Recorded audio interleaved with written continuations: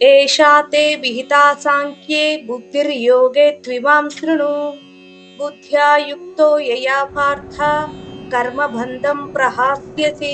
పద అర్థం చూద్దాం రండి.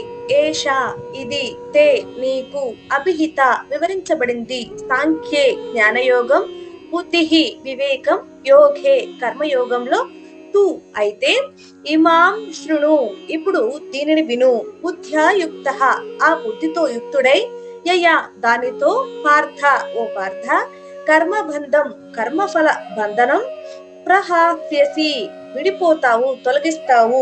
ఇప్పుడు తాత్పర్యం చూద్దాం రండి. ఓ పార్థ, ఇప్పుడు వరకు నేను నీకు సాంఖ్యము ద్వారా బోధించాను, జ్ఞానయోగం ద్వారా బోధించాను. ఇప్పుడు కర్మయోగం గురించి విను. ఆ బుద్ధితో యుక్తుడైన నీవు కర్మబంధాల నుండి పూర్తిగా విముక్తి పొందుతావు. ఇప్పుడు సందర్భం చూద్దాం రండి.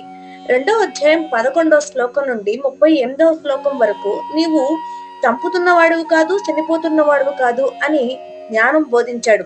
ఇప్పుడు అర్జునుడు యుద్ధంలో క్రియాశీలుడిగా ఉండాల్సిన అవసరం ఉంది. అందుకని కృష్ణుడు చెప్తున్నాడు, జ్ఞానం తెలుసుకోవడం మాత్రమే కాదు, దాన్ని యోగముగా కూడా జీవించాలి. భగవద్గీత మరింత మందికి చేరువ కావాలి అంటే నా వీడియోని మీరు తప్పకుండా లైక్ చేయాలి. లైక్ చేసి మరింత మందికి చేరువయ్యేలా చేస్తారు అని కోరుకుంటున్నాను. ధన్యవాదాలు.